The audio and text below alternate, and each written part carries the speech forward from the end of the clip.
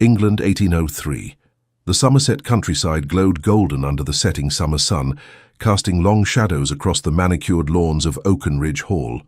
Inside the grand manor, Charlotte Sinclair stood before her looking-glass, barely recognizing the young woman who stared back at her.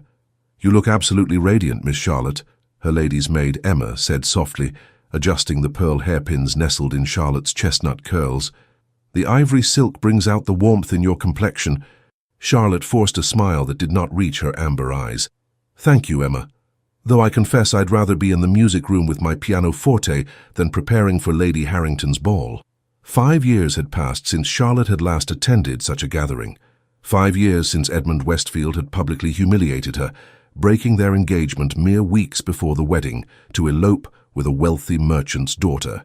5 years of hiding away at Somerset, nursing a wounded heart and wounded pride. "Your father would be so pleased to see you returning to society," Emma continued, smoothing the delicate lace at Charlotte's neckline. "And your sister writes that all of London has been abuzz with news of your return." Charlotte sighed. At 22 she was hardly the fresh-faced debutante she had once been. "I doubt anyone will remember me, Emma, and that suits me perfectly well." The Harrington estate was ablaze with light as their carriage approached. Charlotte felt her stomach twist with apprehension. Her father, Sir Edward Sinclair, squeezed her gloved hand reassuringly. "Courage, my dear," he murmured. "You've hidden away long enough." The ballroom was crowded with the cream of county society when they arrived. Charlotte kept close to her father's side, nodding politely at introductions, but keeping her expression carefully neutral. She had sworn never to give her heart again, and she intended to keep that promise. It was during a country dance that she first noticed him. The crowd seemed to part as he entered, tall and commanding in his impeccably tailored black evening attire. Dark hair swept back from a face that might have been carved from marble, high cheekbones, a strong jaw, and eyes that seemed to assess everything and everyone with cool detachment. "Who is that gentleman?"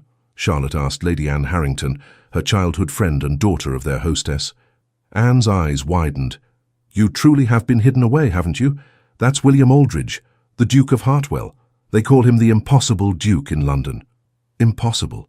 Impossible to please, impossible to impress, and most certainly impossible to love, Anne whispered. "He broke his engagement to the Duchess of Wexford years ago, the night before their wedding. Said he couldn't go through with it because he didn't love her. Can you imagine? The scandal was tremendous."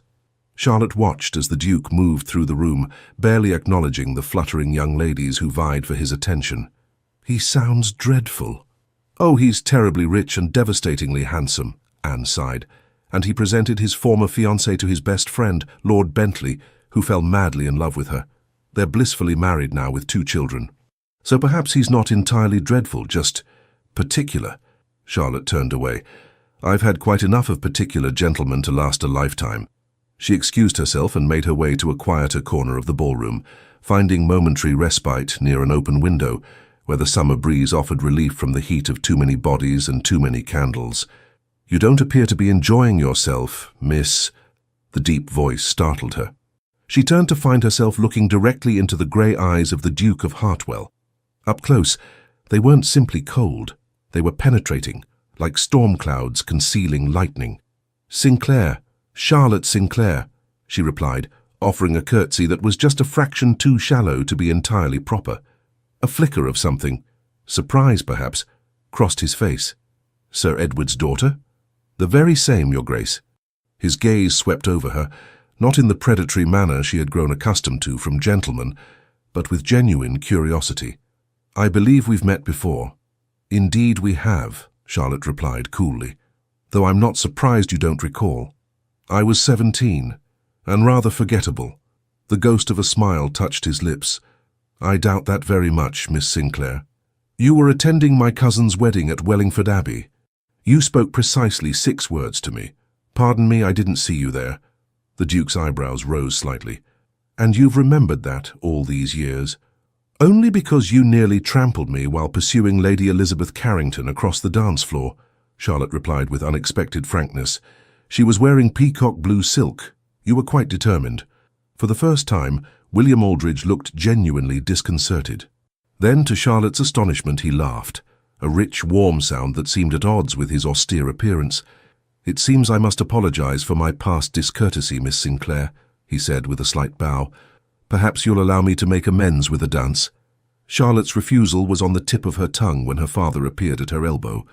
"Your Grace, what an unexpected pleasure," Sir Edward exclaimed, clearly delighted to find his daughter conversing with the most eligible bachelor in England. Trapped by courtesy, Charlotte had no choice but to accept the Duke's outstretched hand. As he led her onto the dance floor, she felt the eyes of the entire room upon them. "Everyone is staring," she murmured as they took their places for the quadrille. "Let them," he replied simply. The music began, and Charlotte found herself moving through the steps with practiced grace, grateful that her body remembered what to do even as her mind raced. The Duke was an excellent dancer, his touch light but assured as they circled each other. "You've been absent from society for some time," he observed. "Yes. May I ask why?" "You may ask, Your Grace, but I'm not obliged to answer." Again that ghost of a smile. "Fair enough, Miss Sinclair." As they moved through the figures of the dance, Charlotte was acutely aware of his gaze. It was unsettling, as though he were trying to unravel her with his eyes alone. "What brought you to Somerset, Your Grace?" she asked, determined to shift his attention. "I understood you preferred London." "Business with Lord Harrington," he replied, "though now I find myself grateful for the obligation." The dance ended before Charlotte could formulate a response to such blatant flirtation. She curtsied, he bowed, and she retreated to her father's side with her composure intact, but her pulse betraying her with its rapid beat. Throughout the evening, she felt his eyes following her. Whenever she glanced in his direction, the Duke was watching her with an intensity that made her skin warm. Twice more he asked her to dance. Twice more she accepted, telling herself it was merely politeness. It was well past midnight when their carriage finally turned down the Oak Line drive to Oakenridge Hall. Charlotte sat silently, her dance card full for the first time in years, her mind reeling. "The Duke of Hartwell seemed quite taken with you," her father remarked with poorly concealed delight. Charlotte gazed out the window at the passing trees. "The Duke is merely bored with the usual simpering misses. I provided a novelty, nothing more." "He's requested permission to call on you tomorrow," Sir Edward continued as though she hadn't spoken. Charlotte's head snapped toward her father. "And what did you tell him?" "That we would be delighted to receive him, of course." Sir Edward patted her hand. "Charlotte, my dear, it's time you allowed yourself some happiness." "I am perfectly content with my life as it is," she insisted. But as she lay in bed that night, sleep eluded her. Every time she closed her eyes, she saw William Aldridge's face, felt the gentle pressure of his hand on her waist, heard the low rumble of his voice. She had promised herself never to love again, had built walls around her heart that had stood firm for 5 long years. One night, one dance, one look. Surely that wasn't enough to threaten everything. Was it? The morning brought rain, sheets of it cascading down the windows of Oakenridge Hall, turning the lush gardens into a blur of green and grey. Charlotte sat at her writing desk, a half-finished letter to her sister in London before her, her quill hovering indecisively above the parchment. Should she mention the Duke? Eleanor would be ecstatic at the mere suggestion of such a connection, but to acknowledge his attention seemed to give it a significance Charlotte was reluctant to admit. A gentle knock at the door saved her from the decision. Emma entered carrying a silver tray with a single envelope upon it. "A messenger just arrived from Harrington House, Miss Charlotte." Charlotte broke the seal and unfolded the crisp parchment, her eyes widening as she read. "Is something amiss?" Emma asked, noticing her expression. "It's from the Duke of Hartwell," Charlotte replied, her voice carefully neutral. "He writes that unexpected business requires his immediate return to London, and he regrets that he must postpone his visit." Emma's face fell. "Oh, Miss Charlotte, I'm sorry. You seemed—" "It's of no consequence," Charlotte interrupted briskly, tucking the note away. "I hardly know the man." But as the day wore on, Charlotte found herself unaccountably restless. She tried reading, then needlework, then playing the pianoforte, but nothing held her attention. When her father inquired about the Duke's message at dinner, she relayed the contents with affected indifference. "A pity," Sir Edward sighed, "though I understand he has extensive business interests that require his attention. Perhaps when we return to London for the season—" Charlotte set down her fork with more force than necessary. "Father, please. One dance does not constitute a courtship. 3 dances, Sir Edward corrected with a twinkle in his eye. Charlotte retired early that evening, annoyed at her own disappointment. What did it matter if the Duke had left? It was better this way, safer. 2 weeks passed in the quiet routine that had become her life. The weather cleared, allowing Charlotte to resume her daily walks across the estate. It was during one such walk, as she followed the stream that marked the boundary between Oakenridge and the neighbouring property, that fate intervened. She heard the thundering of hooves before she saw the rider, a blur of dark horse and darker rider, emerging from the copse of trees ahead. The horse reared suddenly, startled by her presence, and for a terrifying moment, Charlotte was certain both beast and rider would tumble into the stream. Instead, the rider controlled the animal with impressive skill, bringing it to a prancing halt mere feet from where she stood frozen. "Miss Sinclair," the Duke of Hartwell said, sounding as surprised as she felt. "I did not expect to encounter anyone out here." Charlotte found her voice, though it came out higher than normal. "You're trespassing, Your Grace." He dismounted in one fluid motion, looking entirely too handsome in his riding attire. "Am I? I was told this was still Harrington land. The stream marks the boundary. You're on Sinclair property now." She gestured to the water gurgling merrily between smooth stones. "Then I must beg your pardon." He gave a small bow, though his eyes never left her face. "Twice now I've nearly run you down. You'll think me terribly ill-mannered." Despite herself, Charlotte felt a smile tug at her lips. "Once more, and I shall have to conclude it's deliberate, Your Grace." "William," he said suddenly. "My friends call me William. Are we friends then? I should like us to be." He took a step closer, leading his horse by the reins. "At the very least, it would allow me to apologize properly for departing so abruptly after the ball." Charlotte lifted her chin. "No apology is necessary. We barely know each other. A situation I'd like to remedy." His grey eyes seemed warmer in the dappled sunlight filtering through the trees. "I've returned to Harrington House for the foreseeable future. Business matters, you understand. In Somerset. How unusual." A smile played at the corners of his mouth. "Indeed." They stood in silence for a moment, the only sounds the burbling of the stream and the occasional snort from his horse. "Would you care to walk with me?" Charlotte found herself asking, surprising them both. "That is, if your business can wait." "I find suddenly that it can," William replied, falling into step beside her as they followed the path along the stream. They walked for over an hour, their conversation flowing with unexpected ease. He told her of his estates in Derbyshire and his townhouse in London. She spoke of her love of music and literature. Neither mentioned his hasty departure or her long absence from society. "You're not at all what I expected, Miss Sinclair," he said, as they turned back toward Oakenridge. "Oh? And what did you expect?" "From what I'd heard, a fragile recluse afraid of her own shadow." Charlotte stopped short. "Is that what they say of me in London?" William winced. "Forgive me." "That was indelicate, but honest," she replied, resuming their walk. "And what do you think now?" He considered her for a long moment. "I think there's a story there, one you're not yet ready to tell." They reached the edge of the formal gardens of Oakenridge Hall all too soon. Charlotte knew she should invite him in for refreshments. It was only proper. But something made her hesitate. "I should return," he said, sensing her reluctance. "But perhaps I might call properly tomorrow, with your father's permission, of course." Charlotte nodded, not trusting herself to speak. William mounted his horse with the same fluid grace with which he danced. Looking down at her, his expression grew serious. "Until tomorrow, Miss Sinclair." She watched him ride away, her heart beating a traitorous rhythm against her ribs. True to his word, the Duke arrived at Oakenridge Hall the following afternoon, and the next, and the next. Each visit lasted longer than the one before. They took walks in the garden, played chess in the drawing room, discussed books and music and art. Charlotte found herself looking forward to his visits with an eagerness that alarmed her.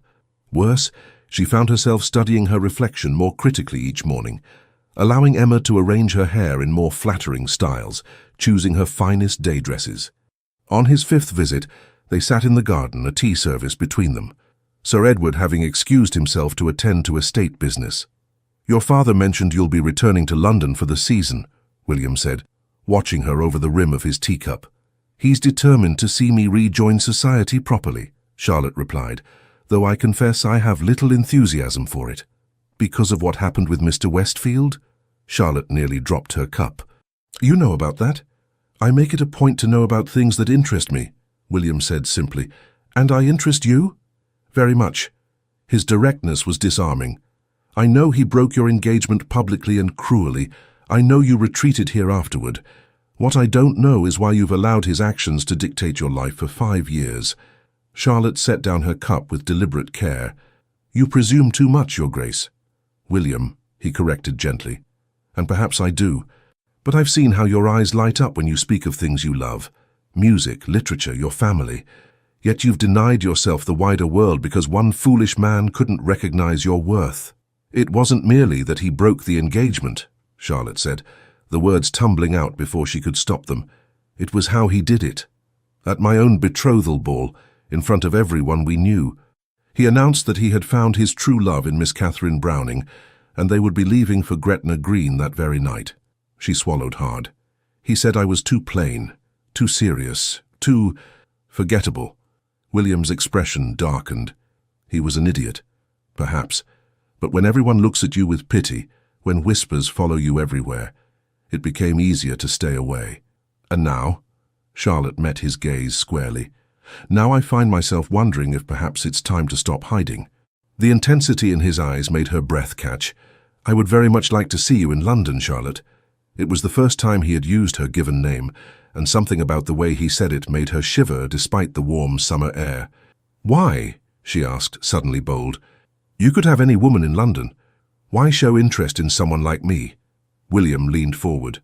Because you're the first woman who doesn't seem to care whether I show interest or not. Because you challenge me, surprise me. Because when I'm with you, I'm not the Duke of Hartwell or the Impossible Duke, or any of the other ridiculous titles society has given me. I'm simply myself. Charlotte's heart hammered in her chest. And who is that exactly? Someone who, until recently, didn't believe he was capable of... He broke off, looking almost startled by what he'd been about to say. Before Charlotte could press him further, Emma appeared at the garden entrance. Miss Charlotte, a visitor has arrived, a Mr. Edmund Westfield. Charlotte felt the blood drain from her face. William rose immediately, his posture tense. Show him in, Emma, Charlotte said, her voice remarkably steady considering the turmoil within. William moved to her side. Would you prefer me to leave? She shook her head. No, please stay. Edmund Westfield had aged in the 5 years since Charlotte had last seen him. His once handsome face had grown puffy, his fashionable clothing unable to disguise the beginnings of a paunch. He stopped short when he saw the Duke. Hartwell, he said, clearly surprised. I didn't realize you were acquainted with the Sinclairs. Mr. Westfield, William acknowledged coolly. Miss Sinclair and I have become good friends. Edmund's gaze darted between them before settling on Charlotte. You're looking well, Charlotte. Marriage agrees with you, I see. Charlotte stiffened.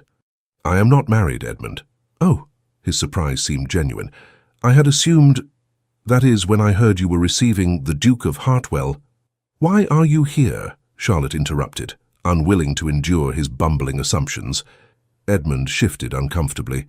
I'm staying with the Petersons. I heard you were in residence and thought I should pay my respects. 5 years after humiliating her publicly. William's voice was dangerously soft. How remarkably conscientious of you. Edmund flushed. I don't believe this concerns you, Your Grace. On the contrary, William replied, Miss Sinclair's well-being concerns me greatly. The tension in the garden was palpable. Charlotte rose to her feet, unwilling to let either man speak for her. You've paid your respects, Edmund. Now I think it best you leave. Edmund had the grace to look ashamed. Charlotte, I wanted to apologize. Catherine left me 6 months ago. For a baronet from Cornwall, I've had time to reflect on my behavior, and I realize now what a terrible mistake I made. Charlotte stared at him, astonished by his audacity. You expect me to care about your marital difficulties? I thought perhaps, given our history, we might reconnect. He cast a nervous glance at William. Not immediately, of course, but perhaps once my divorce is finalized. Mr. Westfield, William interrupted, his tone glacial. Allow me to be perfectly clear. Miss Sinclair has no interest in reconnecting with you ever. Edmund drew himself up indignantly. I don't recall asking for your opinion, Hartwell. Edmund, Charlotte said quietly, Please leave. But Charlotte. Now. Her voice was firm, her gaze unwavering. With a last resentful look at the Duke, Edmund bowed stiffly and departed. As soon as he was out of sight, Charlotte sank back into her chair, her knees suddenly weak. William knelt beside her, concern etched on his features. "Are you all right?" "Yes," she said, and was surprised to find it was true. "Actually, I feel relieved. For years I've dreaded seeing him again, imagined all the things I should have said, and now that it's happened—" She gave a small laugh. "He seems so insignificant." William took her hand in his thumb tracing circles on her palm. "You are remarkable, Charlotte Sinclair." The warmth in his eyes made her breath catch. For a moment she thought he might kiss her, and even more surprisingly she wanted him to. Instead he rose, still holding her hand. "I should take my leave. You've had enough excitement for one day." As he walked him to his waiting carriage, Charlotte felt a new lightness in her step. The ghost of Edmund Westfield no longer haunted her. What she didn't yet know was whether she was ready to risk her heart again, especially with a man they called the impossible Duke.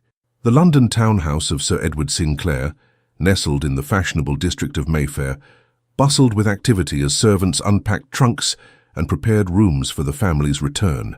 Charlotte stood at the window of her bedchamber, watching carriages roll past on the rain-slick street below, a letter from the Duke of Hartwell in her hand. 3 weeks had passed since their encounter with Edmund Westfield in the garden at Oakenridge. 3 weeks in which William had continued to call daily, their friendship deepening with each visit. They had spoken of everything and nothing, his childhood as the heir to a dukedom, her close relationship with her sister Eleanor, his passion for improving conditions on his estates, her love of composing music. What they had not discussed was the growing attachment between them. It hung in the air during every conversation, present in the lingering touch of hands, the prolonged gazes, the reluctant goodbyes. Now, in London, Charlotte wondered if things would change. William had promised to call as soon as they were settled, but the season was in full swing. The gossip sheets were already abuzz with news of the Duke's return to town and speculation about which fortunate young lady might finally capture his interest. "The blue silk or the sage green for Lady Pemberton's soirée tonight?" Eleanor asked, sweeping into the room with 2 gowns draped over her arms. At 20, Eleanor was the beauty of the family, with their mother's golden hair and vivacious charm. Charlotte set aside William's letter. "The blue, definitely. It brings out your eyes." Eleanor laid the dresses on the bed and fixed her sister with a knowing look. "Another letter from the Duke?" "That's the 3rd this week." "He merely wishes to ensure we arrived safely in London," Charlotte replied, unable to keep the smile from her face. "Of course," Eleanor teased. "Such concern is perfectly ordinary from a gentleman who visited every day in Somerset and wrote to you 3 times during a journey that took only 2 days. Charlotte threw a pillow at her sister, who dodged it with a laugh. "Admit it," Eleanor persisted. "You're falling in love with him." The words sent a jolt of fear through Charlotte. "Don't be ridiculous. We're friends, nothing more." Eleanor's expression softened. "Charlotte, not every man is Edmund Westfield. You can't close your heart forever because of one disappointment." "It's not that simple, Ellie," Charlotte sighed, turning back to the window. "William has never loved anyone. By his own admission, he doesn't know if he's capable of it, and I'm not sure I'm brave enough to risk being hurt again." Eleanor crossed the room and embraced her sister. "The Charlotte I know has always been the bravest person in any room. She just needed time to remember it." That evening, as their carriage joined the procession outside Lady Pemberton's elegant townhouse, Charlotte felt a familiar anxiety creeping up her spine. This would be her first significant social event in London since her humiliation 5 years earlier. Though most of society had likely forgotten the scandal, she had not forgotten the sting of pitying glances and whispered comments. "So you look lovely," Sir Edward assured her as they waited to be announced. "Your mother would be so proud to see you tonight." Charlotte squeezed her father's arm gratefully. Her gown of deep ivory satin was more sophisticated than the pastels favoured by debutantes, its cut elegant rather than girlishly elaborate. Emma had arranged her chestnut hair in a style that accentuated her high cheekbones and amber eyes. She looked, she had to admit, like a woman rather than the girl who had fled London in tears. "Sir Edward Sinclair, Miss Charlotte Sinclair, and Miss Eleanor Sinclair," the butler announced as they entered the crowded ballroom. Heads turned. Charlotte held her chin high, her expression composed. Let them stare if they wished. She was no longer the heartbroken girl they remembered. Lady Pemberton, a matronly woman with a kind face, greeted them warmly. "My dear Charlotte, what a pleasure to see you back in London. And Eleanor, how you've grown. You'll have every eligible bachelor in attendance at your feet before the night is over." They moved through the room, exchanging pleasantries with old acquaintances. Charlotte was grateful for Eleanor's cheerful chatter, which filled any awkward silences. Though she searched the crowd discreetly, there was no sign of the Duke of Hartwell. "Looking for someone?" a familiar voice murmured near her ear. Charlotte turned to find William standing beside her, resplendent in formal evening attire. Her heart gave a treacherous leap at the sight of him. "Your Grace," she said, dropping into a curtsy. "How unexpected." His mouth quirked into the half-smile she had come to cherish. "Is it? I believe I mentioned in my letter that I would be in attendance." "Did you? I must have forgotten," she replied lightly, though they both knew she had memorized every word of his correspondence. William offered his arm. "May I get you some refreshment, Miss Sinclair?" As they made their way to the refreshment table, Charlotte was acutely aware of the curious glances directed their way. The Duke of Hartwell rarely paid such marked attention to any lady, let alone one who had been absent from society for years. "Everyone is watching us," she murmured, accepting a glass of lemonade from him. "Let them," he replied, echoing his words from their first dance. "I find I care remarkably little for society's opinions these days." "A luxury not all of us can afford," Charlotte reminded him, "particularly when one has a sister making her debut." William's gaze softened as he looked to where Eleanor was surrounded by admirers. "She seems to be managing quite well without our assistance." Before Charlotte could respond, they were joined by a striking woman in a gown of rich burgundy silk. Her dark hair was streaked with silver at the temples, her bearing regal. "William, darling, aren't you going to introduce me to your companion?" she asked, her voice cultured and slightly accented. William straightened. "Of course. Miss Charlotte Sinclair. May I present my mother, Her Grace, the Dowager Duchess of Hartwell." Charlotte curtsied deeply. "Your Grace, it's an honor to meet you." The Duchess's shrewd eyes appraised Charlotte thoroughly. "Miss Sinclair, I've heard a great deal about you from my son." Charlotte glanced at William in surprise. "Have you?" "Indeed," the Duchess confirmed. "He speaks most highly of your musical talent and your literary knowledge. Quite unusual topics for my son to notice in a young lady." William cleared his throat. "Mother," the Duchess waved away his concern. "Oh, don't look so alarmed, William. I'm merely making conversation." She turned back to Charlotte. "I understand you play the pianoforte exceptionally well, Miss Sinclair. Perhaps you would honor us with a performance at my musical evening next week?" "I would be delighted, Your Grace," Charlotte replied, though the thought of performing in front of London society after so long made her stomach clench with nerves. "Excellent," the Duchess nodded approvingly. "I shall send an invitation to Sir Edward tomorrow. Now, if you'll excuse me, I must speak with Lady Pemberton about her dreadful punch." As the Duchess glided away, Charlotte raised an eyebrow at William. "You've discussed me with your mother. She has a way of extracting information," he said, looking uncharacteristically abashed. "But I meant what I said in Somerset, Charlotte. I want to know you better, and I want others to know you as I do." The orchestra struck up a waltz, and William held out his hand. "May I have this dance?" As they took their places among the other couples, Charlotte was reminded of their first dance at Lady Harrington's ball, but this time, as William's hand settled on her waist, there was a familiarity to his touch that sent warmth coursing through her. "You've caused quite a stir," she observed as they moved gracefully across the floor. "The impossible Duke showing particular attention to a lady. I imagine the gossip sheets will be fascinating tomorrow." A shadow crossed William's face. "Does that concern you?" "Should it?" His grip tightened slightly. "No, but I would understand if it did." They danced in silence for several measures, the unspoken tension between them growing with each step. "William," Charlotte finally said, her voice low, "what are we doing?" His grey eyes met hers, intense and searching. "I don't know," he admitted. "I only know that when I'm with you, I feel different. As though I've been sleepwalking through life and suddenly found myself awake." The raw honesty in his voice made her breath catch. "And that frightens you?" "Terrifies me," he corrected with a rueful smile. I've never felt this way before. The waltz ended before Charlotte could respond. As they moved off the dance floor, she noticed a group of fashionable young women watching them, their expressions ranging from curious to envious. "Your admirers seem disappointed," she remarked. William followed her gaze and frowned. "They don't know me. They're interested in the Duke, not the man." "And which am I interested in?" Charlotte challenged. His expression softened. "That's what makes you different, Charlotte. You've never cared about the title." Before she could reply, they were interrupted by the arrival of Eleanor, flushed from dancing. "Charlotte, Lord Ashwood has just told me the most amusing story about his hunting dogs." She curtsied to William. "Your Grace, I hope you don't mind if I steal my sister away. There are several people positively desperate to be reintroduced to her." With an apologetic smile at William, Charlotte allowed herself to be led away. For the next hour, she was passed from one old acquaintance to another, making polite conversation and deflecting gentle inquiries about her long absence from society. Throughout it all, she was aware of William's presence across the room. Occasionally their eyes would meet over the heads of other guests, and each time the connection sent a thrill through her that was becoming increasingly difficult to deny.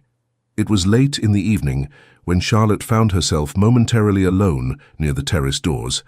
Seeking fresh air, she stepped outside, grateful for the cool night breeze after the stuffiness of the ballroom. "Hiding, Miss Sinclair?" The voice came from the shadows. Charlotte turned to find a gentleman she didn't recognize lounging against the balustrade, a glass of brandy in his hand.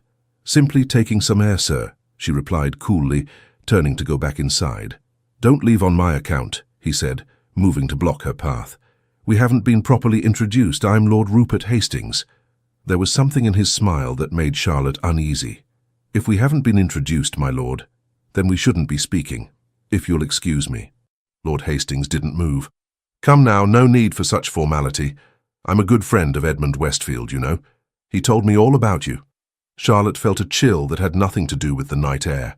"Then you should know better than to believe anything Mr. Westfield says." "On the contrary," Hastings replied, his smile widening unpleasantly.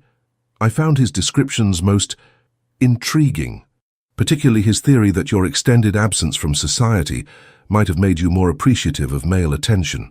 Charlotte drew herself up to her full height. "You are being incredibly rude, sir. Please step aside." "Or what?" "You'll call for your Duke," Hastings sneered. "Everyone knows Hartwell doesn't form attachments. He's merely amusing himself with you until something more interesting comes along." "I believe Miss Sinclair asked you to move, Hastings." William stood in the doorway, his expression thunderous. Hastings straightened immediately, his arrogance faltering under the Duke's icy glare. "Your Grace," he stammered. "I was just leaving," William finished for him, his voice deadly quiet. "Now." Hastings gave a jerky bow and fled back into the ballroom. William moved to Charlotte's side, his concern evident. "Are you all right? Did he harm you?" Charlotte shook her head. "No, just said some unpleasant things. About Edmund and you." William's jaw tightened. "What did he say about me?" "That you don't form attachments. That you're merely amusing yourself with me." She looked up at him, vulnerability evident in her eyes. "Is he right, William?" For a long moment, he simply looked at her, the struggle evident on his face. Then, with a gentle hand, he brushed a stray curl from her cheek. "No," William said, his voice low and fervent. He couldn't be more wrong. The intensity in his eyes made Charlotte's heart quicken. They stood so close she could feel the warmth radiating from him, smell the subtle notes of sandalwood in his cologne. "Then what is this between us?" she asked, her voice barely above a whisper. "I need to know, William. I won't risk my heart on uncertainty." William took her gloved hands in his. "I don't have pretty words, Charlotte. I've never been in love before. I didn't think myself capable of it. But these past weeks without you in London have been empty. When I'm with you, everything is clearer, brighter somehow. If that isn't love, then I don't know what is." Charlotte's breath caught. "William." The terrace door opened, spilling light and noise onto their private moment. Sir Edward appeared, his expression concerned. "Charlotte, there you are. Eleanor and I have been looking everywhere." He nodded politely to the Duke. "Your Grace." William released Charlotte's hands reluctantly. "Sir Edward, I was just ensuring Miss Sinclair got some fresh air after the heat of the ballroom." "Very thoughtful," Sir Edward replied, though his eyes narrowed slightly at their proximity. "But I'm afraid we must take our leave. Eleanor is developing a headache." Charlotte nodded, though disappointment coursed through her. "Of course, Father." She turned to William. "Thank you for your company this evening, Your Grace." William bowed over her hand, his lips brushing her knuckles through the thin fabric of her glove. "Until tomorrow, Miss Sinclair." The carriage ride home was quiet, Eleanor having fallen asleep against Charlotte's shoulder. Sir Edward studied his eldest daughter thoughtfully. "The Duke of Hartwell seems quite taken with you," he observed. Charlotte kept her eyes on the passing street lamps. "We enjoy each other's company, that's all." "Charlotte?" Her father's voice was gentle. "I only want your happiness. After what happened with Edmund, I worry." "I know, Father." She squeezed his hand. "But William is nothing like Edmund." "William, is it?" Sir Edward raised an eyebrow. "You've grown close indeed." Charlotte felt a blush warm her cheeks. "He's kind and honourable and different when we're alone. Not the cold, distant Duke everyone believes him to be." Sir Edward nodded slowly. "Just be careful with your heart, my dear. Even the most honourable of men can cause pain when love is involved." The next morning, Charlotte awoke to find London transformed. Rain had given way to brilliant sunshine, and the city seemed to sparkle with renewed vitality. As she sat at breakfast with Eleanor, a footman entered with a small package. "Delivered for you just now, Miss Charlotte," he announced, placing the parcel beside her plate. Charlotte opened it curiously, gasping as she removed a small leather-bound book of poetry, a first edition of Wordsworth that they had discussed during one of their walks in Somerset. Inside was a simple note: "For moments when we cannot talk of poetry in person. Yours, W." "Well?" Eleanor prompted, practically bouncing in her seat with excitement. "What is it?" Charlotte showed her the book, but kept the note private. "A gift from the Duke." Eleanor sighed dreamily. "How romantic. And look, another delivery." A housemaid entered, carrying an enormous arrangement of white roses and lavender, Charlotte's favourite flowers, though she couldn't recall ever mentioning that to William. "The gentleman said to expect him at 2 o'clock, miss," the maid added with a knowing smile. Charlotte spent the morning in a state of nervous anticipation. By the time the clock struck 2, she had changed her dress twice and paced the drawing-room countless times. When William was finally announced, it took all her self-control to remain seated calmly. He entered with purpose in his stride, declining the footman's offer to take his hat and gloves. "Miss Sinclair, I was hoping you might accompany me on a drive through the park. The weather is exceptionally fine today." Charlotte glanced at Eleanor, who was unsuccessfully trying to hide her delighted smile. "I would be happy to, Your Grace. If my sister might join us as chaperone." "Of course," William agreed, though his eyes never left Charlotte's face.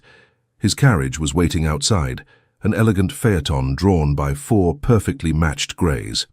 As they made their way through the fashionable streets, Charlotte was keenly aware of the interested glances directed their way. The Duke of Hartwell rarely drove ladies through Hyde Park during the fashionable hour. "Your gift was most thoughtful," she said, as they entered the park. "How did you know I admired Wordsworth?" "You quoted him during our walk by the stream," William replied. "Something about nature being the anchor of our purest thoughts." Charlotte was touched that he had remembered. "And the flowers." "I don't recall mentioning my preferences." From the rear-facing seat, Eleanor piped up, "That would be my doing. His Grace called on Father yesterday while you were visiting Mrs. Fairchild." William shot Eleanor a grateful glance. "Your sister has been most helpful in ensuring my courting efforts meet with approval." Charlotte nearly choked at his blunt use of the word courting. "Is that what you're doing? Courting me?" "With your permission, yes." His grey eyes were serious as they briefly left the road to meet hers. "I realize we've done things somewhat out of order, but I would very much like to court you properly, Charlotte." Eleanor made a small sound of delight from behind them, which they both politely ignored. Charlotte's heart felt too full for her chest. "I think I would like that very much." The next few weeks passed in a whirl of social engagements and private moments. William called at the Sinclair townhouse daily, sometimes accompanying Charlotte and Eleanor on outings to exhibitions or the theatre, other times simply sitting in the drawing room, discussing books or playing chess. At each event they attended together, society's interest in their developing relationship intensified. The gossip sheets began referring to Charlotte as the lady who tamed the impossible Duke, a moniker that made her cringe but seemed to amuse William greatly. Not everyone viewed their attachment favorably. Several disappointed mothers with eligible daughters made their disapproval known through cold glances and cutting remarks just loud enough to be overheard. Lord Hastings continued to spread malicious gossip, fueled no doubt by Edmund Westfield's bitterness. "You shouldn't have to endure such treatment," William said one afternoon as they walked arm in arm through Vauxhall Gardens, Eleanor and her companion following at a discreet distance. "Especially not on my account." Charlotte smiled up at him. "I survived far worse after Edmund. Besides, their opinions matter very little to me now." William's expression darkened at the mention of Edmund. "He's been telling anyone who'll listen that you threw yourself at him when he called at Oakenridge." "Let him talk," Charlotte said firmly. "Those who matter know the truth." William stopped walking, turning to face her fully. "You are extraordinary, Charlotte Sinclair. Do you know that?" His admiration warmed her from within. "You make me feel as though I might be." The tenderness in his gaze made her breath catch. For a moment, she thought he might kiss her, right there in the public gardens, with dozens of people milling about. Instead, he simply offered her his arm again, though the charged moment lingered between them. The true test of their courtship came at the Dowager Duchess's musical evening. The Duchess had arranged for Charlotte to perform several pieces on the pianoforte, an honor that filled her with both pride and terror. "What if I make a mistake?" she fretted, as their carriage approached the Duchess's elegant townhouse. "What if everyone remembers me only as the girl Edmund jilted, and now as the girl who embarrassed herself in front of the ton?"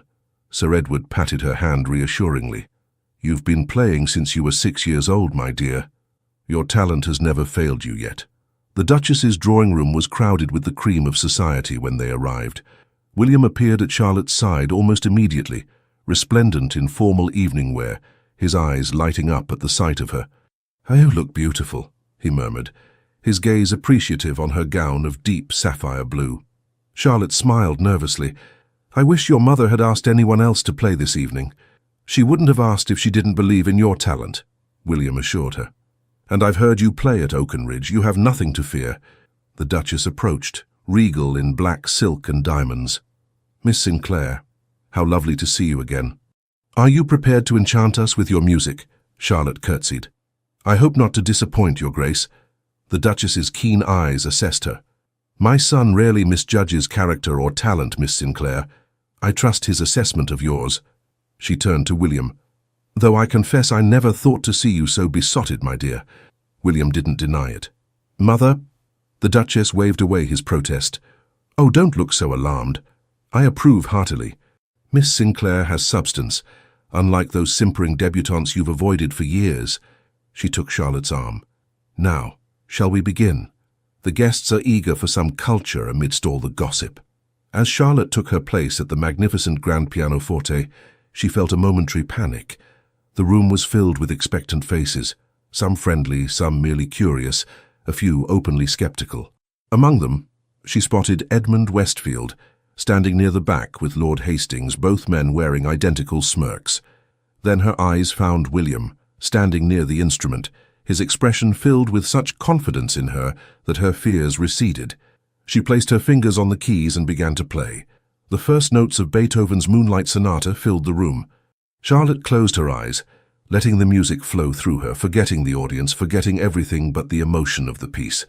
When she finished the final movement, there was a moment of complete silence before the room erupted in applause. The Duchess approached. Her typically reserved expression softened with genuine admiration. "Magnificent, my dear. Truly moving." Throughout the evening, Charlotte performed several more pieces, each met with increasing enthusiasm. Between performances, William remained close, his pride evident in every glance, every gesture. By the end of the night, even the most critical society matrons were approaching her with compliments and invitations. As the guests began to depart, Charlotte found herself momentarily alone in the Duchess's conservatory, seeking a moment of quiet after the emotional intensity of performing. The glass-walled room was filled with exotic plants and softly illuminated by strategically placed candles, creating an intimate oasis. "There you are." William's voice was soft as he entered the space. "I've been looking everywhere for you." Charlotte smiled. "I needed a moment to collect myself. I still can't quite believe it went so well." "I can," he said, moving to stand before her. "You were extraordinary tonight, Charlotte. Everyone saw what I've known since Somerset, that you are the most remarkable woman in London." In the candlelight, his face was cast in dramatic shadows, emphasizing the strength of his features. Charlotte's heart quickened as he took her hands in his. "When we were interrupted at Lady Pemberton's ball," he said, his voice low and intense, "there was something I wanted to tell you, something I've never said to anyone before." Charlotte could barely breathe. "Yes?" "I love you, Charlotte." The words were simple, spoken with absolute certainty. "I didn't know what that meant until I met you. I didn't believe I was capable of it, but now I can't imagine my life without you in it." Tears pricked at Charlotte's eyes. "William, You don't have to say anything," he assured her quickly. "I know you have every reason to be cautious after what Westfield did to you. I just needed you to know the truth of my feelings." Charlotte shook her head, a smile breaking through her tears. "You impossible man. I was trying to tell you that I love you too." The joy that transformed William's face was like sunrise breaking over the horizon. Slowly, giving her every chance to pull away, he leaned down and pressed his lips to hers. The kiss was gentle at first, then deepened as Charlotte responded, her hands moving to his shoulders. When they finally parted, both slightly breathless, William rested his forehead against hers. "I should ask your father's permission to court you officially," he murmured. Charlotte laughed softly. "I think he's been expecting it since Somerset." "Nevertheless," William straightened, his expression growing serious, "I want to do everything properly. You deserve nothing less." A discreet cough from the doorway caused them to step apart quickly. The Dowager Duchess stood there, one eyebrow raised, but a smile playing at her lips. "While I wholeheartedly approve of this development," she said dryly, "perhaps the conservatory of a well-attended musical evening is not the most prudent location for declarations of affection." Charlotte blushed deeply, but William merely offered his mother an unrepentant smile. "We were just discussing my intentions to speak with Sir Edward, mother." "I should hope so," the Duchess replied, though her eyes were kind as they rested on Charlotte. "Miss Sinclair has quite won over my guests this evening. I dare say you'll have no shortage of supporters for the match." As they rejoined the remaining guests, Charlotte felt as though she were floating. The world seemed brighter, more vibrant somehow. Even the sight of Edmund's sour expression as he observed their returned happiness couldn't dampen her spirits. William spoke privately with Sir Edward the following morning and received his blessing to court Charlotte officially. The announcement in the society papers was met with a flurry of interest and speculation. For a week, all seemed perfect. William called daily, often taking Charlotte for drives in the park or escorting her and Eleanor to various social events. At each gathering they were the center of attention, their obvious affection for each other the subject of much romantic sighing among the younger set. Then came Lady Harrington's midsummer ball. Charlotte had been looking forward to it for days, especially after William hinted that he had something special planned for the evening. She wore her finest gown, a creation of ivory silk embroidered with silver thread that Eleanor declared made her look positively celestial. The ball was in full swing when they arrived, the Harrington townhouse transformed with thousands of candles and masses of summer blooms. William was waiting for them in the entrance hall, his face lighting up at the sight of Charlotte. "You take my breath away," he murmured as he bowed over her hand. The evening began perfectly. They danced the first waltz together, then the quadrille. During supper, William kept her laughing with whispered observations about their fellow guests. Charlotte caught herself thinking that this must be what perfect happiness felt like. It was during their second waltz that she noticed the change in him. William's expression had grown distant, his responses to her comments increasingly distracted. When the dance ended, he escorted her back to where Eleanor and Sir Edward stood, his manner oddly formal.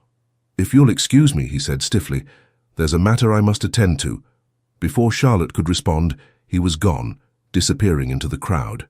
She waited, making conversation with various acquaintances, but as 1 hour stretched into 2 with no sign of William, anxiety began to gnaw at her.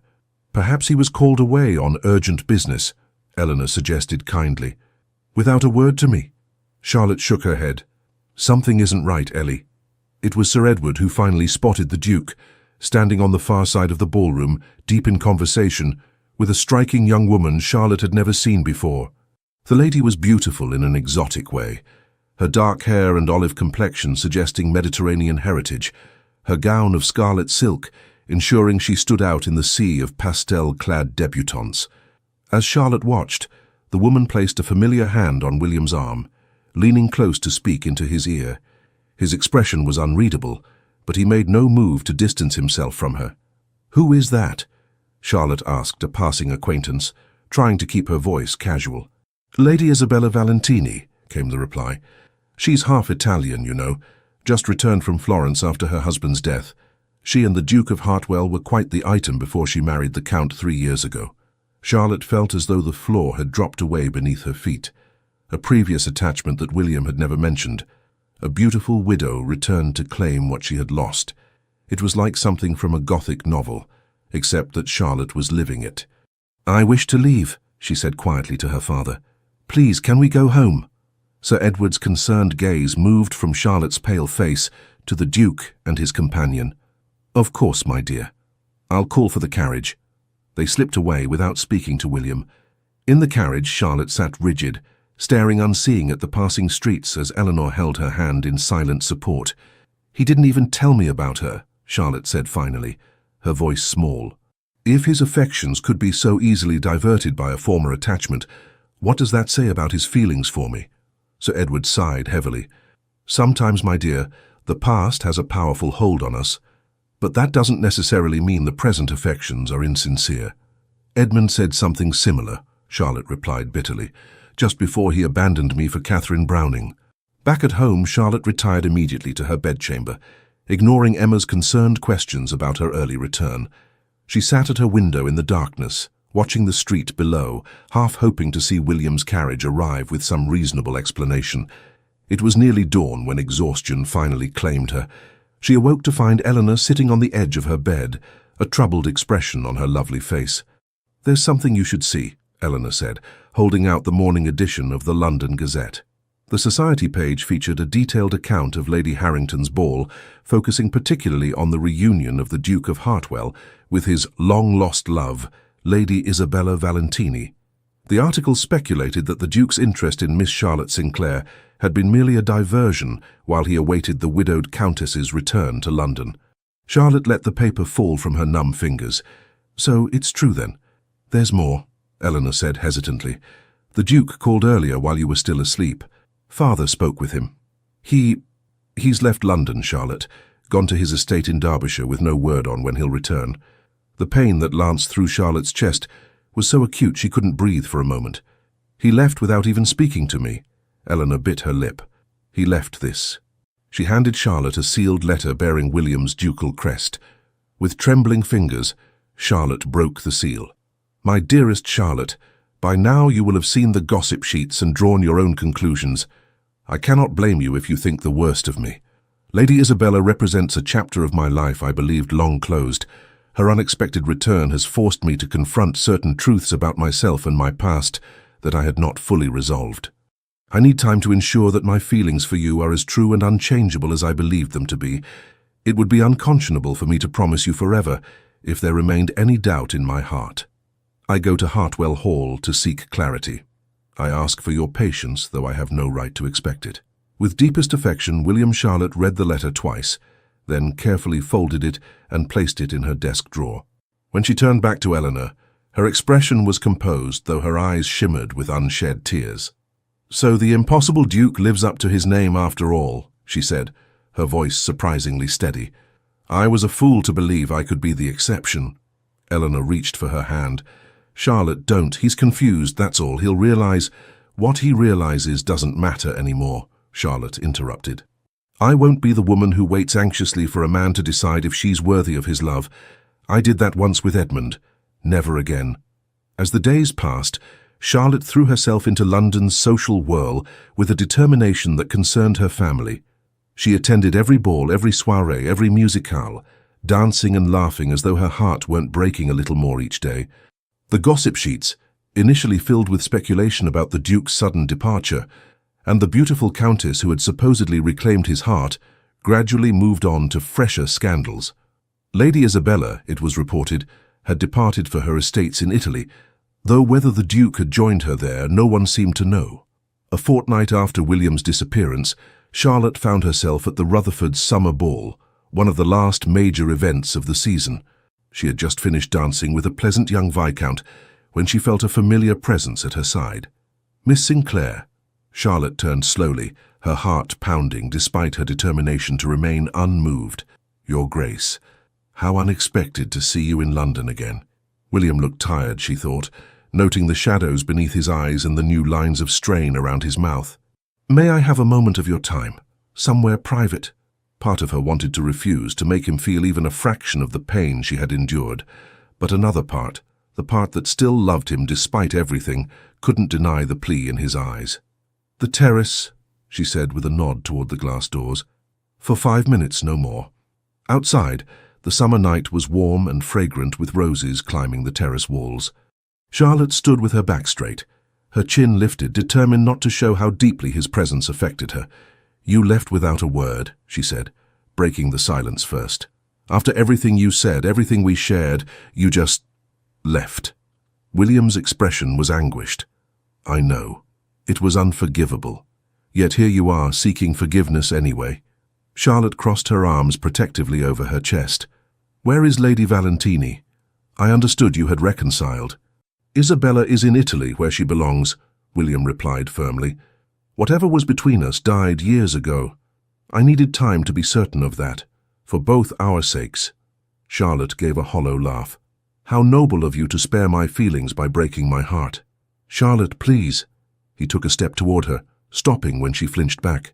"I've been at Hartwell Hall these past weeks, thinking of nothing but you, remembering every word, every smile, every moment we shared." "And what conclusion did your great contemplation yield?" she asked, unable to keep the bitterness from her voice. William's gaze was steady, his voice low and fervent. "That I am completely, irrevocably in love with you. That the thought of a future without you is unbearable. That I was a fool to let fear and confusion drive me away from the best thing that has ever happened to me." Charlotte felt tears threatening and blinked them away furiously. "Pretty words, Your Grace." "But you've said pretty words before." "Not words, then," William said, reaching into his pocket. "Actions." He withdrew a small velvet box and knelt before her on the stone terrace. Charlotte's breath caught as he opened it to reveal a ring of breathtaking beauty, a perfect sapphire surrounded by diamonds set in platinum. "Charlotte Sinclair," William said, his voice rough with emotion, "I love you with all my heart. I want to spend the rest of my life proving that to you, if you'll let me. Will you do me the extraordinary honor of becoming my wife?" For a long moment, Charlotte simply stared at him, her mind racing. This was everything she had dreamed of, everything she had feared to hope for. Yet the memory of his abandonment still stung. "How do I know you won't leave again the next time you have doubts?" she asked softly. "How can I trust you with my heart when you handled it so carelessly before?" William didn't rise, his expression deadly serious.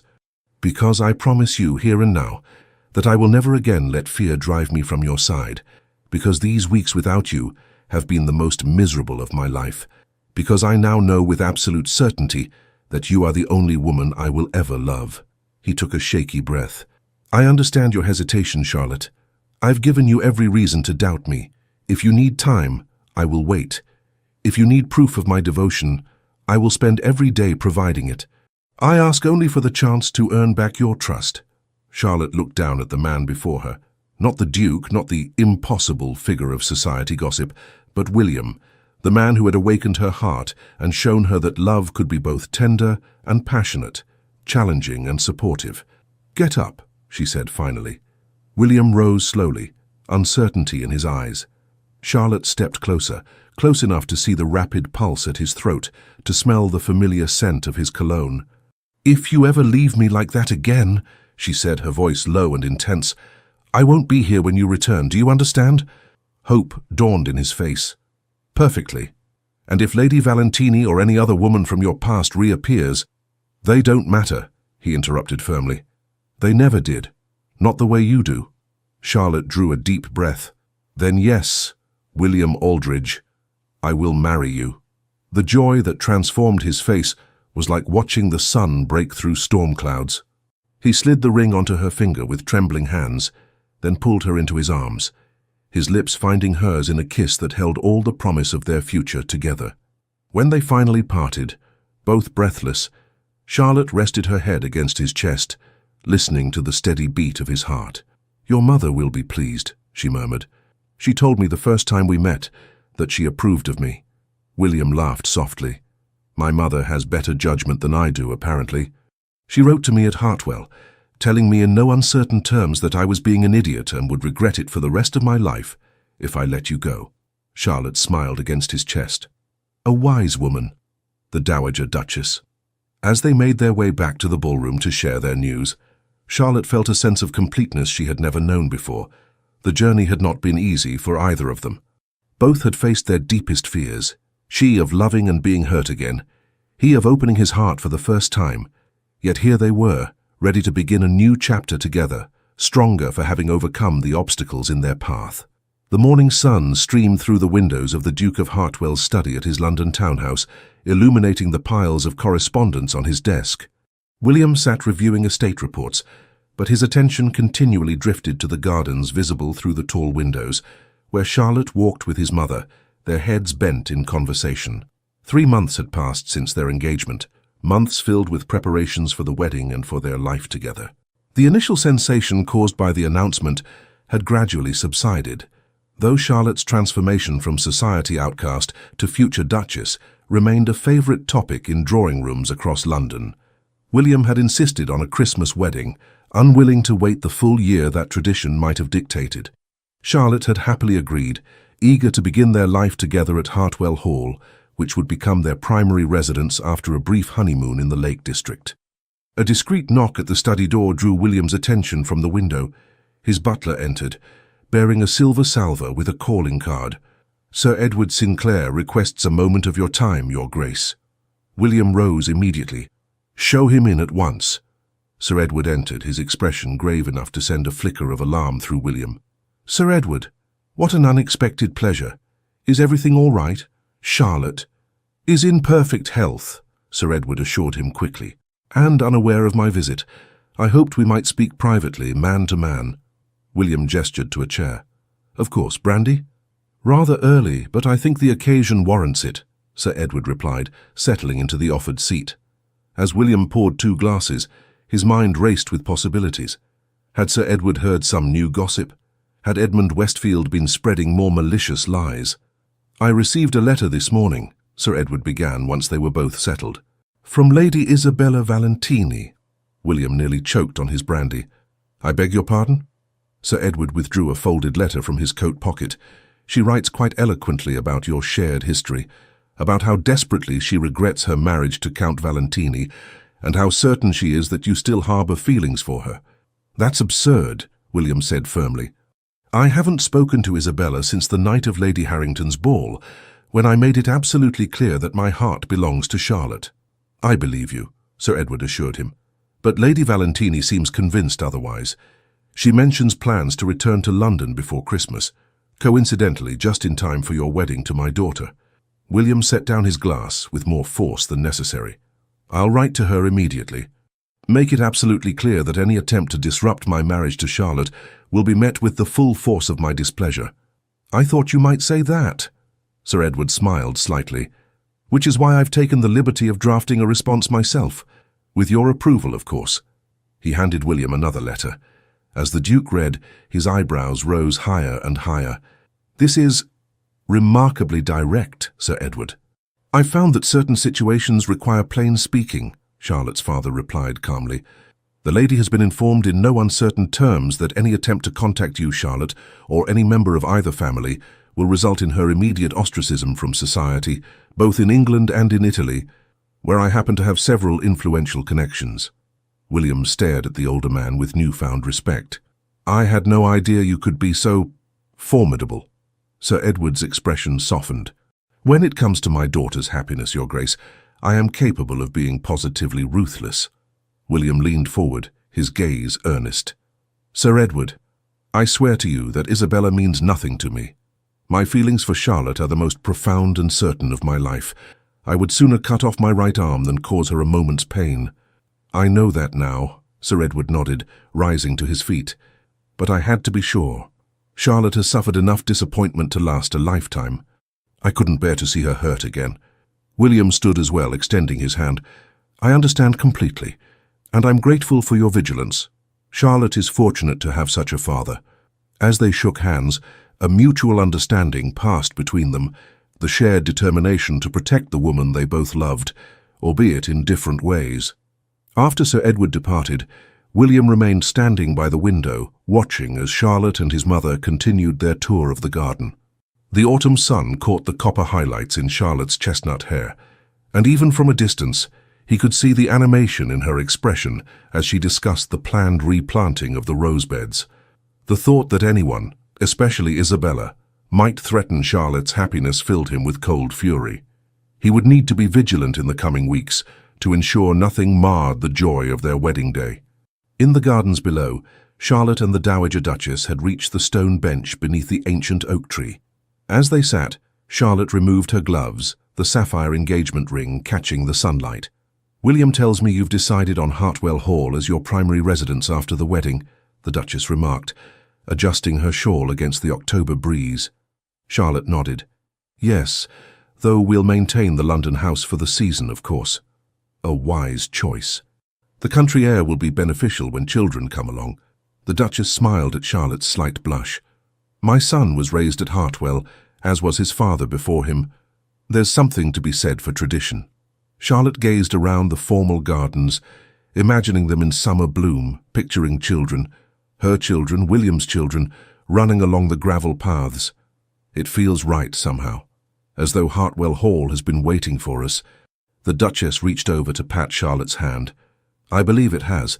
The old house has been lonely since my husband passed. It needs laughter and life again." "I'll do my best to provide both," Charlotte promised.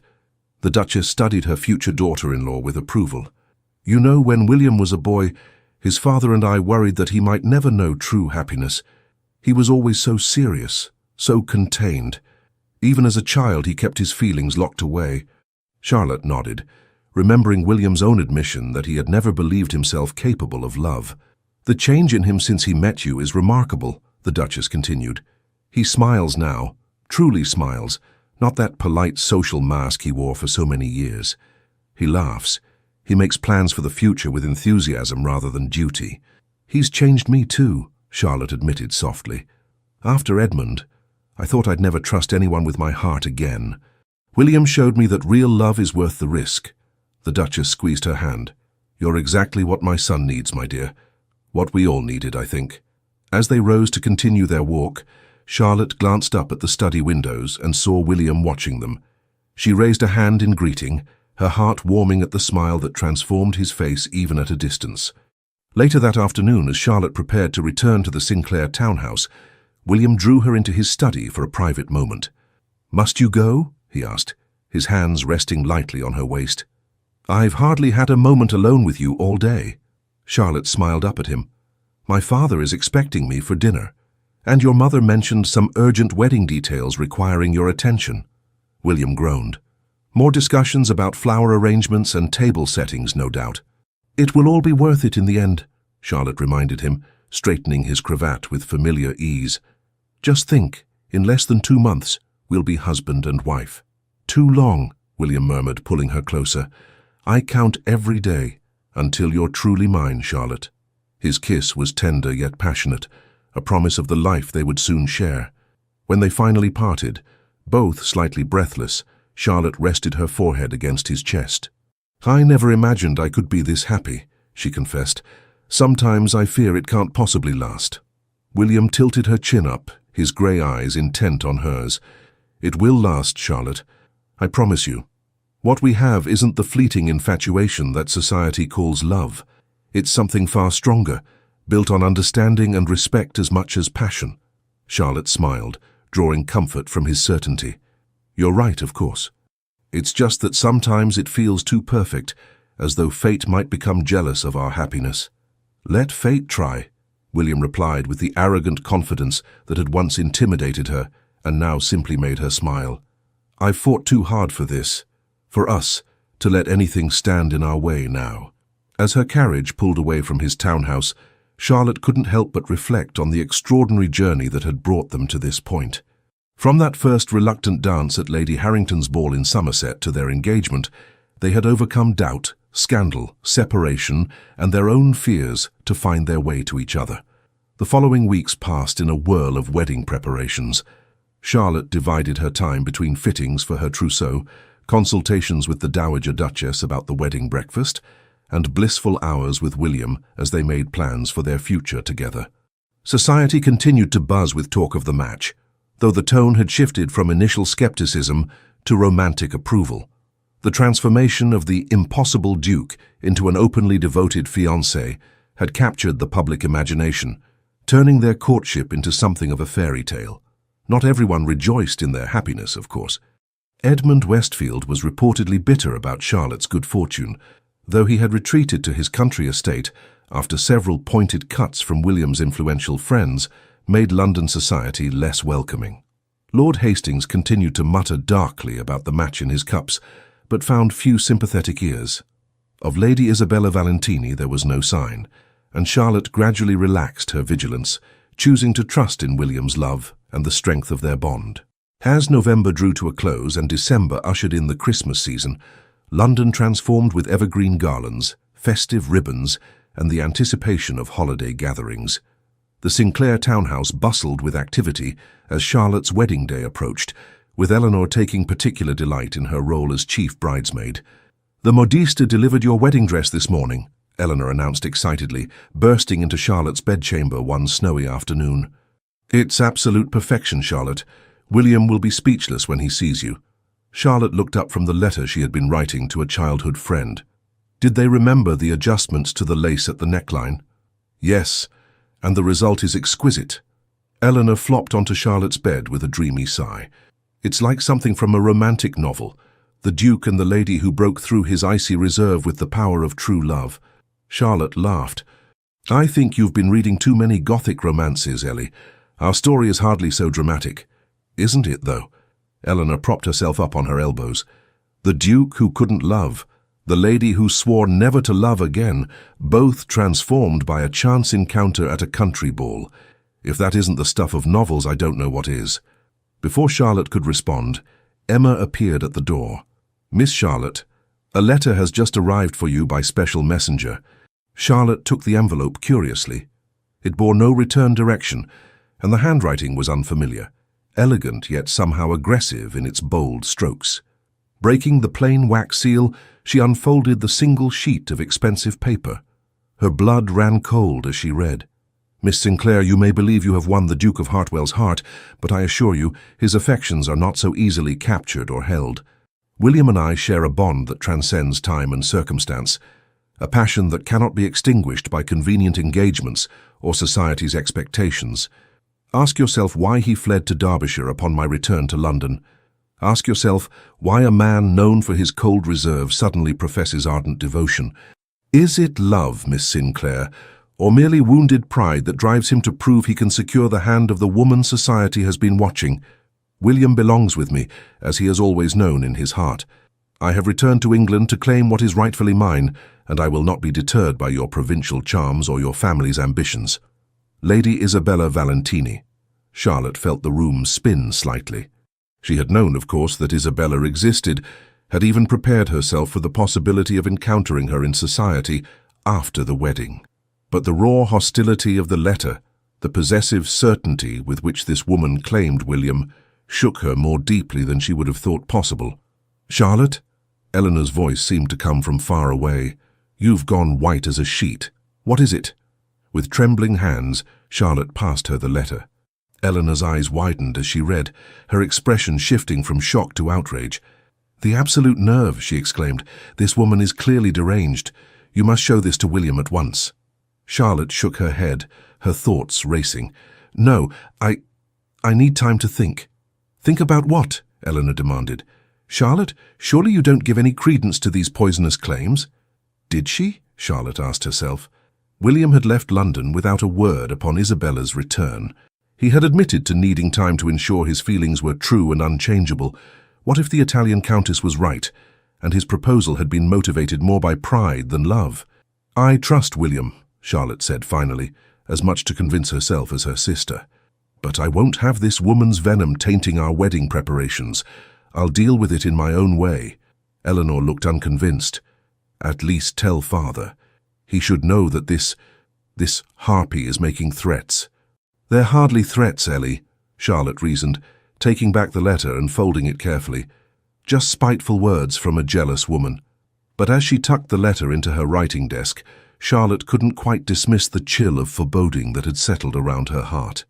That evening, William called as planned to escort Charlotte and her family to the opera. If he noticed her unusual quietness, he made no comment, attributing it perhaps to the natural nerves of a bride-to-be as the wedding day approached. Throughout the performance, Charlotte found herself watching him surreptitiously, searching for any sign that his affection for her might be less sincere than he claimed. But all she saw was the same tender regard, the same quiet attentiveness that had gradually won her heart over the past months. When he took her hand during a particularly moving aria, the warmth of his touch and the intimate smile they shared dispelled some of her fears. Yet Lady Isabella's letter lingered in the back of her mind, like a shadow on an otherwise sunny day. The following morning, Charlotte made a decision. Rather than allowing Isabella's insinuations to fester, she would confront the situation head-on, not by showing the letter to William, which might only create tension between them, but by meeting with Lady Valentini herself. Through discreet inquiries, Charlotte learned that Isabella had taken rooms at Brown's Hotel in Mayfair. With Eleanor sworn to secrecy, she sent a brief note requesting a private meeting that afternoon. The reply came within the hour, a single line in that same bold handwriting. 4 o'clock. My suite at Brown's. Come alone. "This is madness," Eleanor protested as Charlotte prepared for the meeting. "At least let me accompany you." "And what would that accomplish?" Charlotte asked, selecting a bonnet that framed her face becomingly. "Isabella would never speak freely with you present. I need to look this woman in the eye, Ellie. I need to understand what I'm facing. You're facing a venomous, manipulative harpy who wants your fiancé," Eleanor said bluntly. "What more is there to understand?" Despite her sister's objections, Charlotte departed for Brown's Hotel at precisely 3:30, dressed in a walking suit of deep blue wool that William had once admired for bringing out the amber flecks in her eyes. She had dressed carefully, deliberately, wanting to face Isabella not as a threatened bride, but as a confident woman, secure in her fiancé's love. The hotel was elegantly appointed, catering to wealthy foreign visitors to London. Charlotte gave her name to the concierge, who directed her to a suite on the first floor. Taking a deep breath to steady her nerves, she knocked firmly on the door. It was opened by a lady's maid, who curtsied and ushered Charlotte into a lavishly furnished sitting room dominated by a chaise longue upholstered in crimson silk. Upon it reclined Lady Isabella Valentini.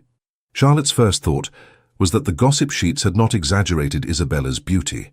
She was exquisite in a dramatic, almost theatrical way, olive-skinned and dark-eyed, with a lush figure displayed to advantage in a gown of emerald green that would have looked garish on most English women, but suited her exotic colouring perfectly. "Miss Sinclair," Isabella drawled, making no move to rise. Her English was flawless, but coloured with the musical inflections of her Italian heritage. "How conventional you look." Charlotte refused to be baited. "Lady Valentini, thank you for agreeing to meet with me. Curiosity." Isabella shrugged one elegant shoulder. "I wanted to see the woman William has chosen to settle for." "Is that what you believe?" Charlotte asked, remaining standing despite the maid's gesture toward a chair. "That the Duke of Hartwell is merely settling?" Isabella's dark eyes assessed Charlotte with lazy contempt. "What else could it be? William and I share a passion that comes once in a lifetime. Our separation was merely a temporary inconvenience."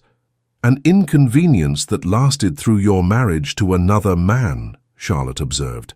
A flash of something, anger perhaps, or genuine pain, crossed Isabella's perfect features. "Circumstances forced my hand. The Count offered financial security that my family desperately needed. William understood." "Did he?" Charlotte asked softly. "Because from what I understand, he broke off all contact with you after your marriage." Isabella rose in a single fluid movement, like a cat uncoiling. "You know nothing of our history, Miss Sinclair.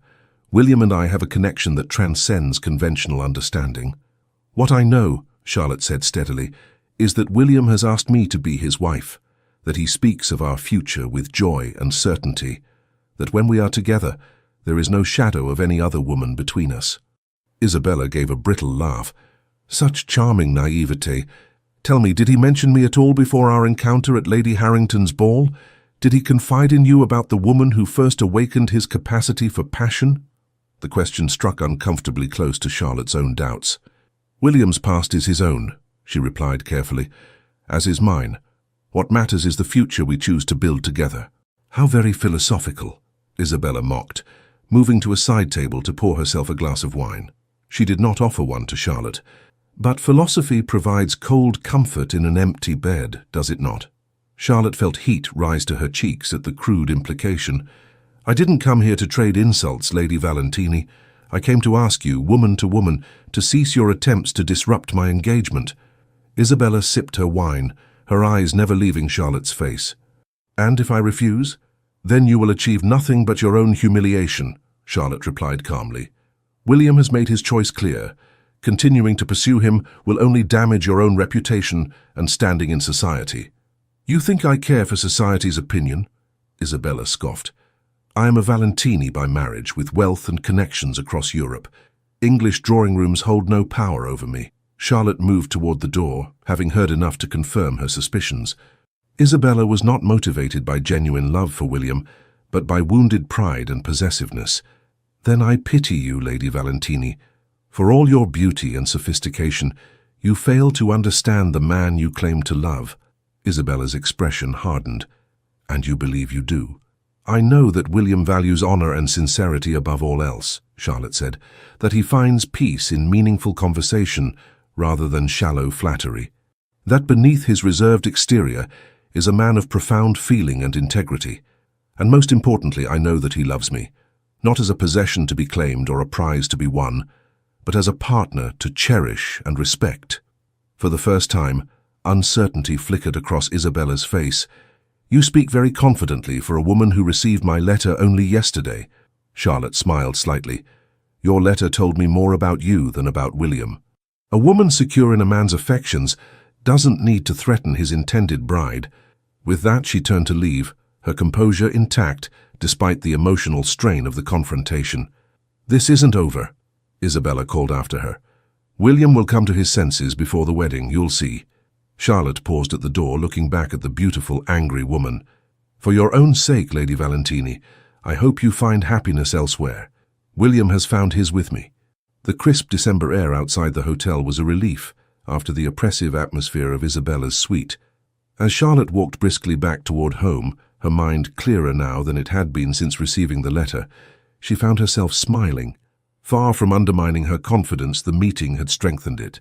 Seeing Isabella's petty jealousy firsthand, hearing the possessive way she spoke of William as though he were an object rather than a person with his own will and desires, it all confirmed what Charlotte had known in her heart. William had chosen her freely and genuinely. Her step lightened as she turned onto her street, only to stop short at the sight of William himself, pacing anxiously outside the Sinclair townhouse. "Charlotte!" he exclaimed, striding toward her with obvious relief. "Where have you been? Your father said you'd gone out hours ago, and Eleanor refused to tell me where." The concern in his eyes was touching, but Charlotte hesitated to reveal the truth. "I had an errand to attend to. It took longer than expected." William studied her face intently. "What kind of errand leaves you looking so resolute?" Charlotte sighed. There was no point in secrecy now. "I received a letter yesterday from Lady Isabella Valentini." William's expression darkened. "What did it say?" "It doesn't matter now," Charlotte assured him, taking his arm as they walked toward the house. "I went to see her today." "You what?" William stopped abruptly, turning to face her. "Charlotte, that was incredibly unwise. Isabella can be unpredictable." "So I gathered," Charlotte replied dryly. "But I needed to see for myself the woman who claimed such a hold over your heart." William ran a hand through his hair in agitation. "There is no hold, Charlotte. Whatever Isabella may have claimed—" "I know," Charlotte interrupted gently, placing a hand on his chest. "I know, William. I saw it clearly today. She doesn't love you. She merely resents losing her power over you. Relief washed over his features. Then you don't doubt my feelings for you? I did, briefly, Charlotte admitted, when her letter first arrived. But seeing her today, hearing her speak of you as though you were a possession to be reclaimed, it only confirmed what I already knew in my heart, that what we have is real and lasting. William pulled her into his arms, heedless of the impropriety of such a display on a public street. I have half a mind to confront her myself, he muttered against her hair. That would only feed her delusions of importance, Charlotte replied, drawing back to look up at him. Let her be, William. She'll leave London once she realizes her schemes have failed. William gazed down at her with a mixture of admiration and concern. You never cease to amaze me, Charlotte Sinclair. Most women would have succumbed to hysterics or jealous accusations. Charlotte smiled. I'm not most women. No, he agreed, his eyes warm with love. You're the woman I'm going to marry in precisely 18 days, and I cannot wait to make you mine forever. The remaining days before the wedding passed in a blur of final preparations. True to Charlotte's prediction, Lady Isabella departed London soon after their confrontation, reportedly returning to Italy in a flurry of dramatic pronouncements about English barbarism and the superior romantic sensibilities of continental gentlemen.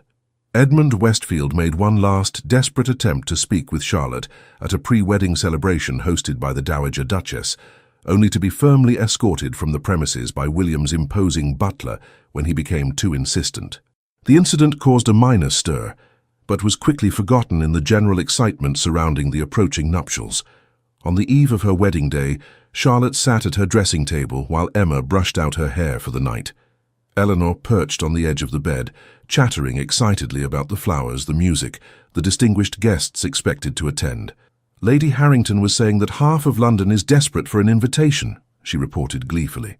The wedding of the year, they're calling it. Charlotte smiled at her sister's reflection in the mirror. It seems strange, doesn't it? 5 years ago, I was the jilted bride no one wanted to acknowledge. Now, everyone wants to witness my triumph. It's not the triumph they care about, Eleanor said wisely. It's the love story. Everyone wants to believe in redemption and second chances, Charlotte. Later, as she lay in bed listening to the soft fall of snow against her window, Charlotte reflected on her sister's words. She and William had both been given a second chance at happiness. She, after the cruel humiliation of Edmund's abandonment, he, after years of emotional isolation.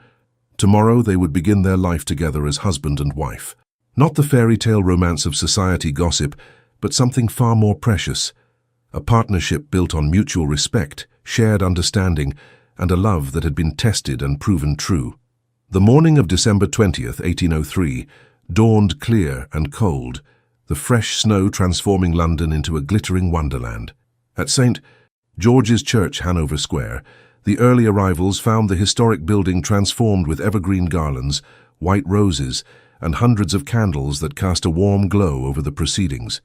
In a private antechamber, Charlotte stood in her wedding gown, a creation of ivory silk and antique lace that the modiste had declared her masterpiece.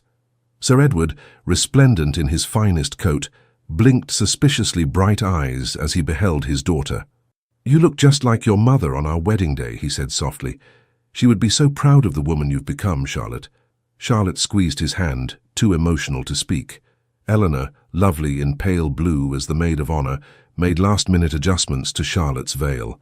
"William is already waiting at the altar," she reported, looking terribly handsome and absolutely terrified. Charlotte laughed, the sound reflecting her joy rather than amusement. Not terrified, just aware of the magnitude of the moment. As am I. When the organ began to play and the great doors of the church opened, Charlotte felt a perfect calm settle over her. With her hand on her father's arm, she began the walk toward her future. The church was filled to capacity. The cream of London society turned out in their finest winter attire. But Charlotte saw none of them. Her gaze was fixed on the tall figure standing at the altar, his back straight, his dark head held high. As she reached the halfway point of the aisle, William turned. The look on his face as he beheld her for the first time in her bridal finery was something Charlotte knew she would remember until her dying day. A mixture of awe, adoration, and a joy so profound it seemed to illuminate him from within. When she reached his side, and her father placed her hand in his.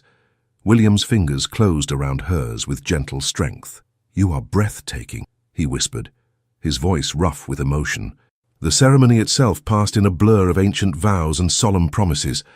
When William slid the gold band onto her finger to join her engagement ring, his hands were steady, his eyes never leaving hers. "With this ring, I thee wed," he said clearly, the words carrying to the farthest corners of the hushed church. "With my body I thee worship. With all my worldly goods I thee endow." And then the vicar was pronouncing them husband and wife, and William was drawing her into a kiss that managed to be both properly restrained for the setting and deeply, personally intimate. As they turned to face the congregation, now the Duke and Duchess of Hartwell, Charlotte caught sight of her sister's radiant smile, her father's proud stance, the Dowager Duchess dabbing discreetly at her eyes with a lace handkerchief. The wedding breakfast at Hartwell House was a sumptuous affair, with the finest food and wine served to 200 of London's most distinguished guests. Charlotte and William moved among them, accepting congratulations and well wishes, always returning to each other's side as though drawn by an invisible thread. "Happy, Your Grace," William murmured during a rare moment alone, his lips close to her ear. Charlotte smiled up at her husband, her heart so full it seemed impossible to contain such joy. "Completely, Your Grace." Later, as their carriage bore them away from London toward the Lake District and the private cottage where they would spend their honeymoon, Charlotte rested her head on William's shoulder, watching the winter landscape pass by in the gathering dusk. "What are you thinking?" William asked, his arm around her, holding her close against the December chill. Charlotte considered the question. "I'm thinking about second chances," she said finally, "about how life can surprise you just when you think all hope is lost." William pressed a kiss to her temple. "I never believed in fate until I met you, Charlotte, but now I can't help but think that every step of our lives was leading us to each other." "Even the painful ones?" she asked, thinking of Edmund's cruelty, of William's lonely years believing himself incapable of love. "Especially those," he replied with quiet certainty. "They shaped us, prepared us to recognize and cherish what we found in each other." As the carriage continued its journey through the snowy countryside, Charlotte knew he was right. Their path had not been easy or straightforward, but it had brought them here to this perfect moment, to the beginning of their shared future. She had promised never to love again, and he had never believed he could love at all. Yet here they were, their hearts joined, their souls intertwined, their love a testament to the healing power of second chances and the irresistible force of a love that could set even the most guarded soul on fire. The end. Dear listener, there's something deeply reassuring about a story of love rekindled, isn't there? As Charlotte and William found their way to each other despite past wounds, perhaps you're reminded that the human heart possesses remarkable resilience. Their journey speaks to what many of us know to be true, that life offers unexpected second chances, often when we least expect them, and that our capacity to love again remains intact even after disappointment or loss. Like Charlotte, many of us have known disappointment. We've felt the sting of betrayal or the quiet ache of loneliness. We've built walls to protect ourselves, sometimes forgetting that those same walls can keep out joy as well as pain. And like William, some of us have lived believing certain emotions were beyond our reach, that we were somehow incapable of the very connections our souls most deeply crave. But life, in its infinite wisdom, often has other plans for us. Your own story, dear listener, carries within it all the dignity and beauty of Charlotte and William's romance. The challenges you've faced, the losses you've endured, the moments when you've had to summon courage you didn't know you possessed, these aren't merely obstacles to overcome. They are the very elements shaping you into someone capable of profound love and deep understanding. As you rest tonight, remember that each chapter of your life has prepared you for the chapters yet to come. The wisdom you've gathered over 60+ years of living is not a burden, but a precious treasure, a collection of moments, both bright and dark, that gives you the unique ability to savor life's sweetness more fully and face its difficulties with well-earned strength and dignity. May you find comfort in knowing that, like the winter snow that blanketed Charlotte and William's wedding day, even the coldest seasons of our lives eventually give way to renewal. Your heart remains as capable of warmth, connection, and yes, even passion as it was in your youth, perhaps even more so, tempered as it is by the wisdom of experience. Rest well tonight. Feel the protective embrace of all who love you, seen and unseen. And most importantly, remember that it is never too late to let your soul be set on fire by the people and experiences that make life worth living. With all our gratitude, Legends of the Fall team. Thank you for staying with us until the end. We hope Charlotte and William's journey reminded you that love can bloom again, even after heartbreak, even when you least expect it. Their story is a testament to the quiet strength of healing, the courage of vulnerability, and the beauty of letting someone into your heart again. If this story moved you, please don't forget to like, comment, share, and subscribe to our channel. From the bottom of our hearts, thank you for supporting us. Your encouragement is what keeps us going, inspiring us to share even more stories filled with love, redemption, and beautiful twists of fate. And don't go just yet. At the end of this video, another unforgettable story awaits. Click and let yourself be swept away once more by a tale just as emotional and powerful as this one. Thank you for being here. The Legends of the Fall team.